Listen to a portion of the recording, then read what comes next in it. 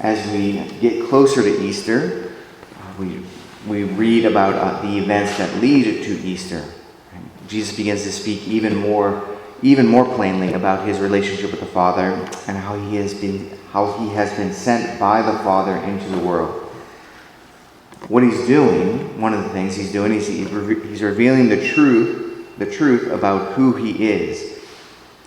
And what we are invited to recognize is how that the fullness of the revelation that he reveals, changes the course of human history. We claim to believe that God became one of us, that he allowed himself to be misunderstood, to be rejected to such an extent that he allowed himself to be murdered. The glorious good news, in the midst of that very tragic chapter in human history, is somehow none of that changed his love for us. No matter how poorly we treat him, he will continuously hold out his hand for us to be reconciled with him. He will forgive every rejection of him if we take advantage of the opportunity that we have to ask for forgiveness in this life. His desire is that we not reject him. Rather, he desires that we accept him for who he has revealed himself to be, God become man, as Savior of each one of us. He's always inviting us to remain in communion with him, continuing to extend the invitation to salvation through him and with him. One of the greatest graces that you and I can hope to receive throughout Lent is to become more convinced of these truths.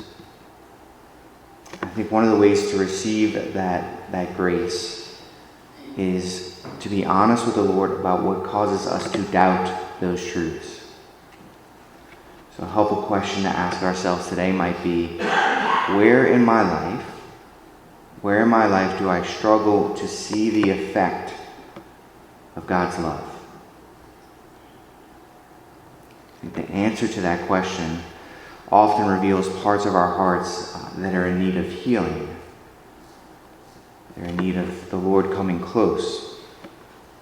And whether we recognize it in this way or not, those can be the very places of our hearts where our hearts are revealing a certain brokenness to us. Parts of our hearts that are wounded. And our psalm for today reminds us that the Lord is close to the brokenhearted, that he can save those crushed in spirit. Doubting him, doubting the power of his love, whether we recognize it or not, that can be incredibly crushing to our spirits. We need revelations of his love. We need revelations of his power. So the remedy to experience that is to invite him to come close, to allow him to come close, asking that our hearts be healed, that they be lifted, trusting that he really is who he says he is, that he can do all that he has promised. If he is who he says he is, who we claim to believe he is, we have to believe that he's capable of continuing to reveal the saving power of his love.